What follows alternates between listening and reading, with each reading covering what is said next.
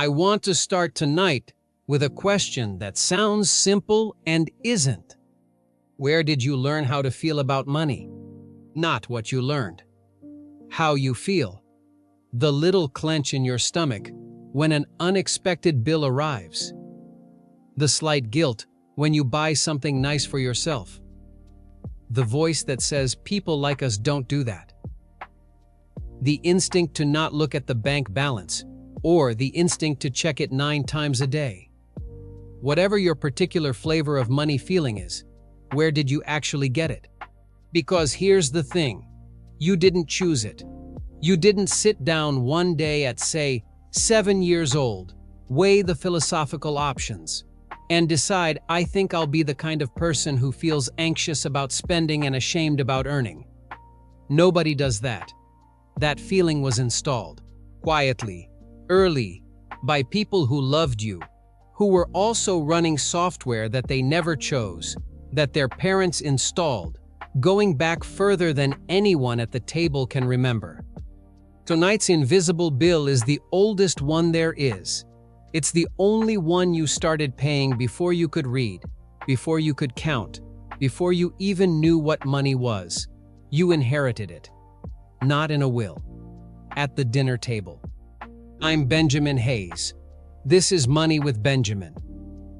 And tonight we're talking about the money fear that got handed to you across a dinner table by people who had no idea they were handing it to you, because someone had handed it to them the same way. The head of the table where the fear was forged. Picture a dinner table. 4 generations at it. We're going to start at the head, with the oldest one. Let's call him Grandpa. Grandpa's relationship with money was forged in scarcity.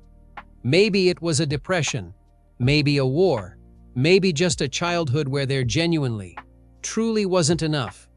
Where we can't afford it wasn't a lesson, it was a fact, repeated daily, true every time. So Grandpa built a relationship with money that fit his world perfectly. Money is dangerous. Money disappears. You hold on tight, you don't trust it, you don't talk about it, and you certainly don't risk it. Because the one thing worse than not having enough is having a little and losing it. For Grandpa, this wasn't a hang-up. It was survival. It was correct. It kept his family fed. Here's what I need you to sit with, because the whole video turns on it. Grandpa's money fear was a tool. A good one. Perfectly calibrated for the world he actually lived in. The problem isn't that Grandpa had the fear. The problem is that fear doesn't stay in the world it was built for. Fear travels. It gets passed down the table to people living in a completely different world, where it no longer fits, but it arrives feeling exactly as true and as urgent as it did the day it was forged. Grandpa didn't pass down money. He may not have had much to pass down. What he passed down was the feeling about money. And the feeling turned out to be the more powerful inheritance, because money gets spent, but a feeling gets installed in everyone who sits near it long enough. That's the first face of this bill. You didn't inherit your family's money. You inherited their fear, and the fear outlived the reason for it. The next seat, where the fear gets translated, not questioned. Move down 1 seat. Grandpa's kid. Let's call her Mom. Mom grew up watching Grandpa. And kids don't learn about money from lectures. They learn from the temperature of the room when money comes up. The tightening of a jaw. The quick, tense conversation that stops when the child walks in. The phrase, "We'll talk about it later," that means don't ask. Mom absorbed all of it, the way kids absorb everything, completely, silently, and without a filter for, "Is this still true?" Now here's where it gets interesting and a little sad. Mom's actual life was better than Grandpa's. She had more. The scarcity wasn't literal anymore. But the fear arrived anyway, fully intact. because fear doesn't check whether it's still needed before it moves in.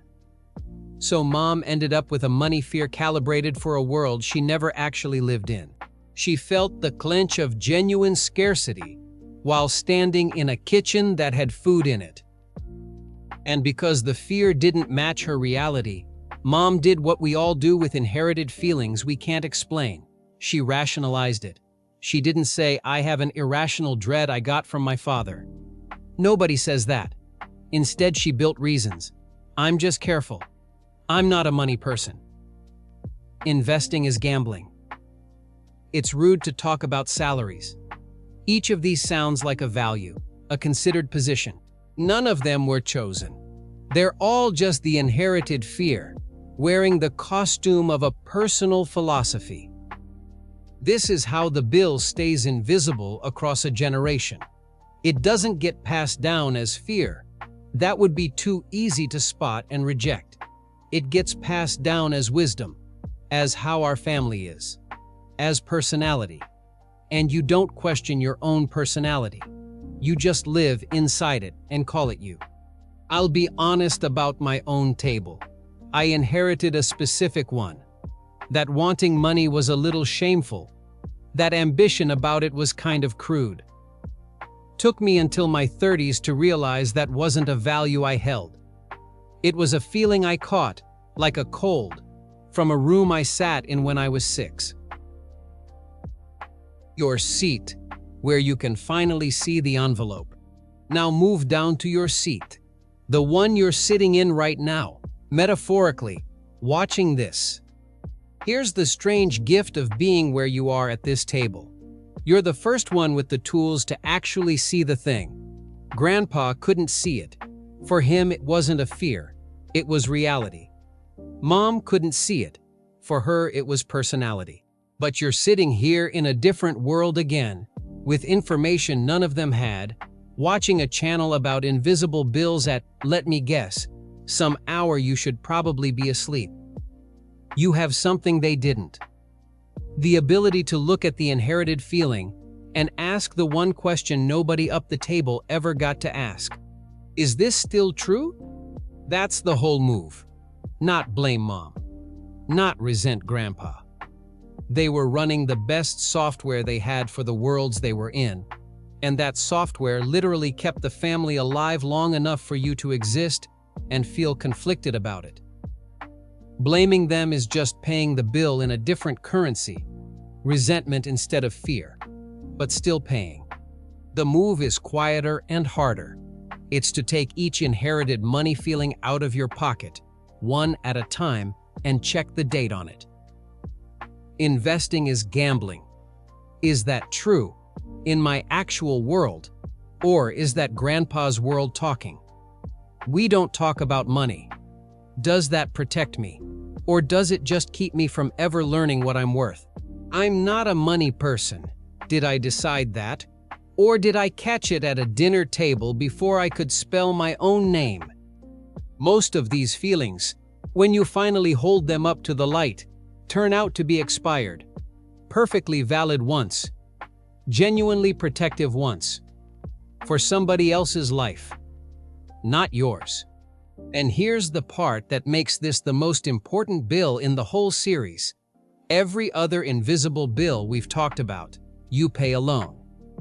This one, you're about to pass on. There's another seat at the table. It's smaller. There may be a kid in it right now, or there may be one someday, or it may just be everyone who watches how you tense up when money comes up.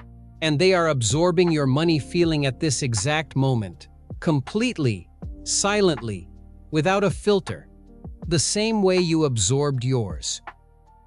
You are, right now, either passing the envelope down unopened, or you're the first person in your entire family line with the chance to open it, read it, and decide what actually goes in the next one. The next seat. So here's where this lands. You can't change the table you were born at.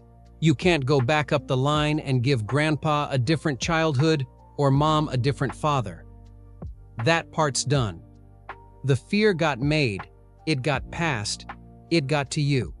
None of that was your choice, and none of it was your fault, and I want to be really clear about that. Because this is the one video in the series where the bill genuinely wasn't run up by you. But you're the first one who can see it, and seeing it is the entire job. Not fixing it overnight, not becoming fearless about money in a weekend. That's not real. Just seeing it. Catching yourself in the clench, the avoidance, the people like us don't, and being able to say, even quietly, even unconvincingly at first, that's not mine. That's an old feeling from an old world, and I'm allowed to check whether it still fits. Because the money fear you inherited was built to protect somebody. It really was. It just wasn't built to protect you, in your life, in this world. It was built for a table you never sat at, by someone who loved their family the only way the world let them. The kindest thing you'll ever do with this bill is be the one who finally reads it before passing it on. Not to blame the people who handed it to you. To make sure that the next seat at the table inherits a little less fear, and a little more sight than you did. That's not a money decision. It's the most important one in this whole series, and it doesn't cost a cent. It just costs the willingness to feel something familiar and ask, for the first time in maybe 4 generations, is this still true? I'm Benjamin Hayes. This was Money with Benjamin. Next time, we come back down to earth, to a bill you pay every single day, in the smallest, most ordinary purchases, the ones so cheap you'd never think to question them. It's the one hiding in plain sight. I'll see you there.